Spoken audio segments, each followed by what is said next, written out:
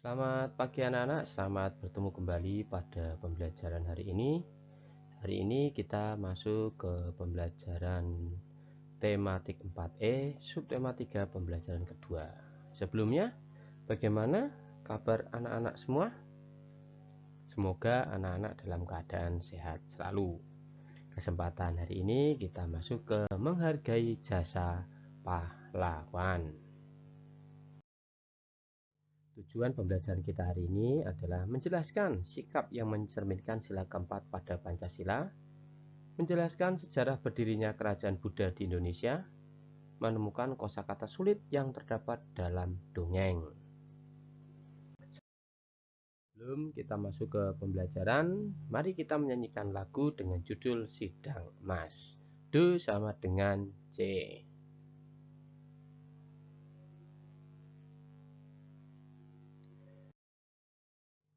Setelah kalian menyanyikan lagu, jawablah pertanyaan berikut ini berdasarkan isi lagu di atas.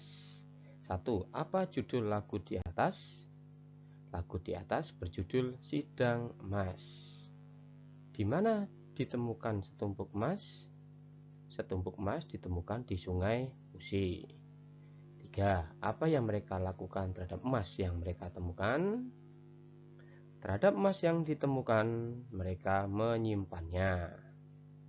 4. Mengapa mereka menyimpan emas yang ditemukan? Mereka menyimpan emas yang ditemukannya demi kebaikan bersama. Membaca dongeng. Silakan anak-anak baca dongeng di bawah ini dengan judul Asal-usul Nama Sidang Emas. Anak-anak juga bisa membaca di buku tematik kalian masing-masing. Dipersilahkan dibaca dahulu.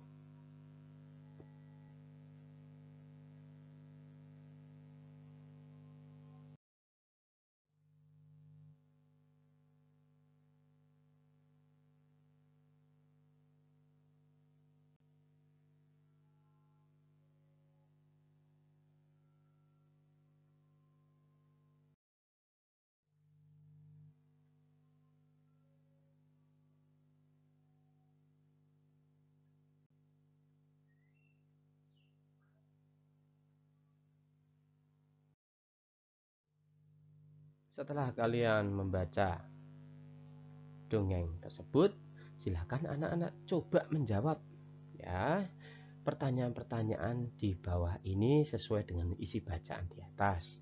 Anak-anak coba menjawab dulu ya, dengan cara nanti setelah kalian dapatkan jawabannya tulis di buku tematik kalian masing-masing. Silakan. Baik, setelah kalian menjawab, sudah menemukan jawabannya, mari bersama-sama kita diskusikan.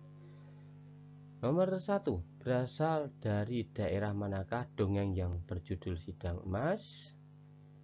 Berasal dari Sumatera Selatan. 2. Mengapa sekelompok perantauan itu terkejut saat beristirahat? Karena melihat tumpukan emas yang sangat banyak di hadapan mereka. 3. Apa yang diputuskan setelah mereka melakukan sidang?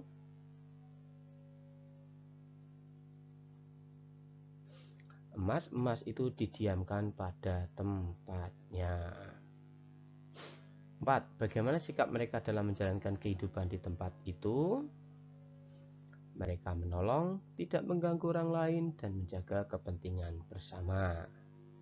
5. Mengapa tempat itu diberi nama Sidang Emas oleh mereka?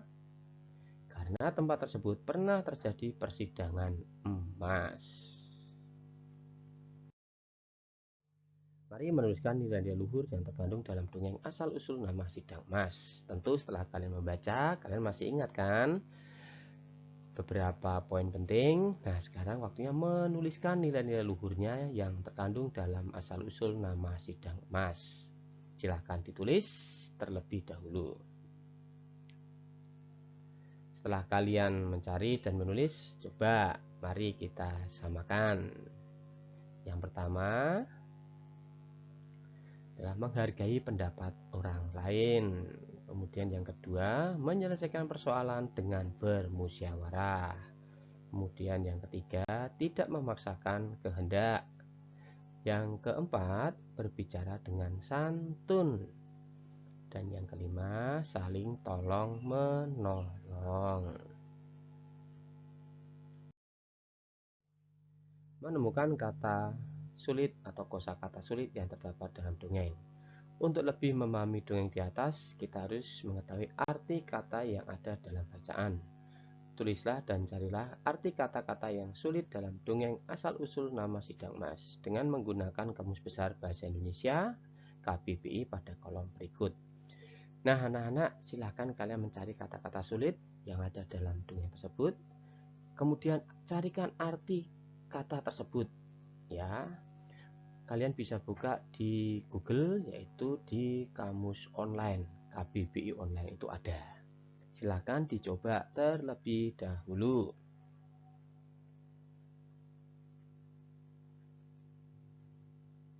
Nah, setelah kalian mencoba mencari, di sini Bapak juga menemukan beberapa kata-kata sulit atau kosakata sulit. Seperti ya, Alkisah. Nah, ini artinya adalah berikut ini ya, ditulis dulu, dihuni. Kemudian ada buas. Kemudian ada membahas, kemudian ada memukau. Nah, ini dia arti-artinya ya nak ya. Ini dihuni itu ditempati, ya. Buas itu galak, liar atau ganas. Membahas itu adalah membicarakan, dan memukau adalah menarik hati. Menjelaskan sejarah kerajaan Buddha. Melati, Rani, dan Sita sudah menemukan buku cerita yang menceritakan sejarah kerajaan Buddha. Dalam buku yang dibaca, Melati dan Rani mengerti bahwa inti ajaran Buddha adalah Dharma, yaitu sejumlah aturan atau kewajiban yang harus dilakukan oleh pengikutnya sebagai bagian dari alam semesta. Aturan itu bertujuan agar manusia bisa mencapai kesempurnaan hidup, yaitu nirwana. Proses kehidupan manusia saat ini merupakan kelanjutan kehidupan sebelumnya. Ini disebut penitisan atau reinkarnasi. Kehidupan dan proses penitisan itu pada dasarnya adalah penderitaan, hukuman, dan karma.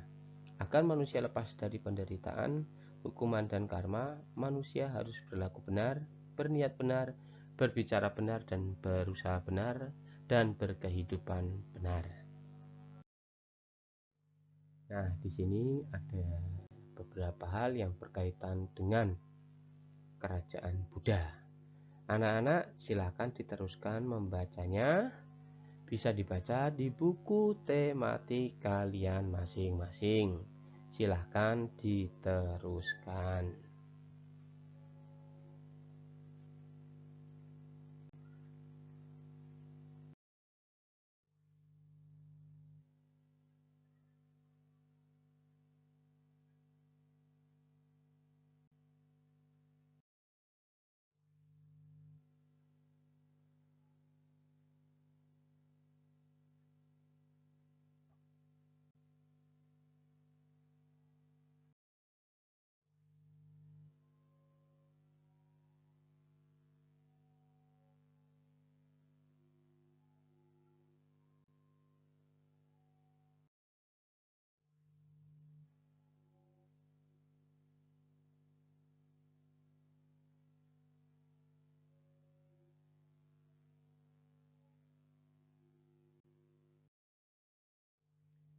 Setelah kalian membaca tentang sejarah kerajaan berjuluk Buddha, mari anak-anak mencoba menjawab pertanyaan-pertanyaan berikut.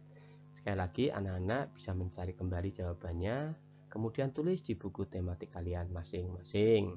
Dipersilakan untuk mencoba menjawab terlebih dahulu. Silakan.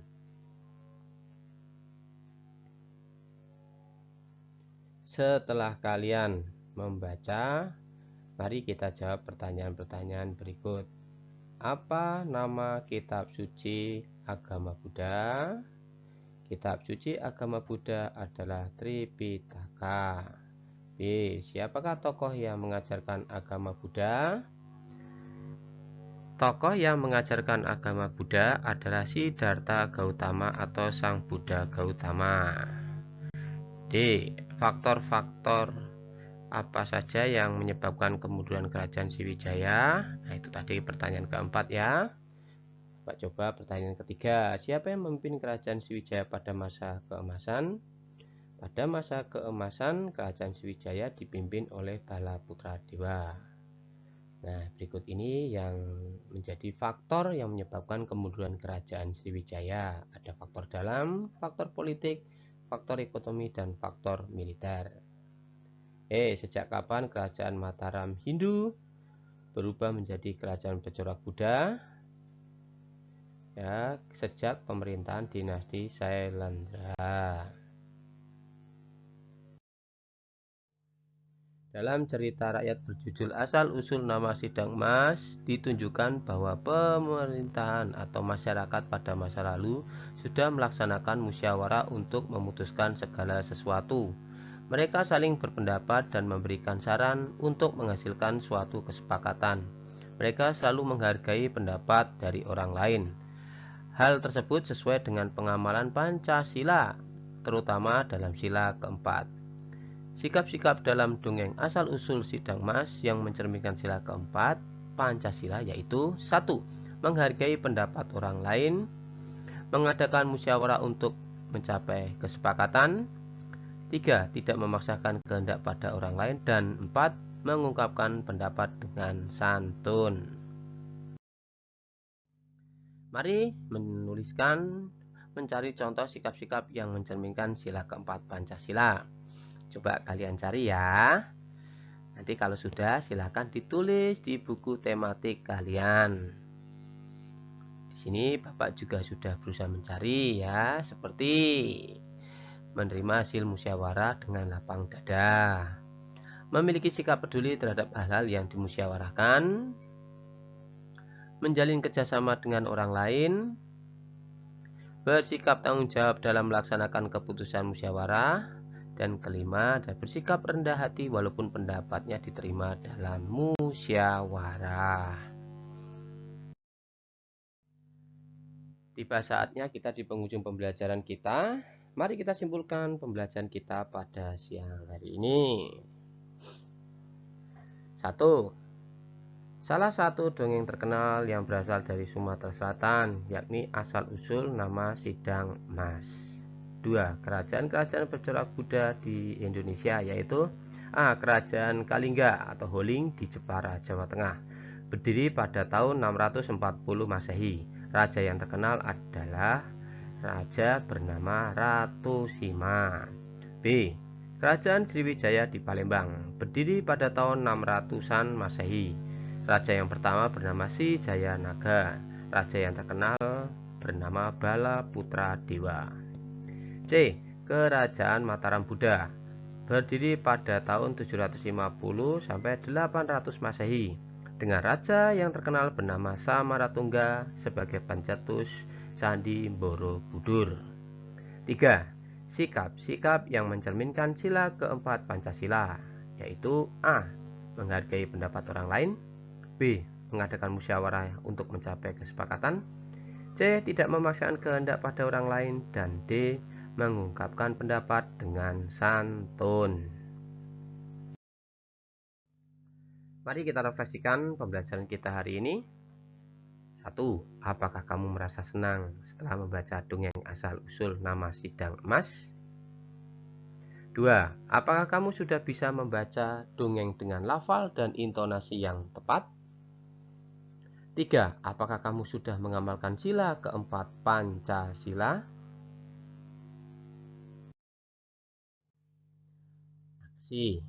Agar lebih memahami berbagai kerajaan bercorak Buddha di Indonesia, saya akan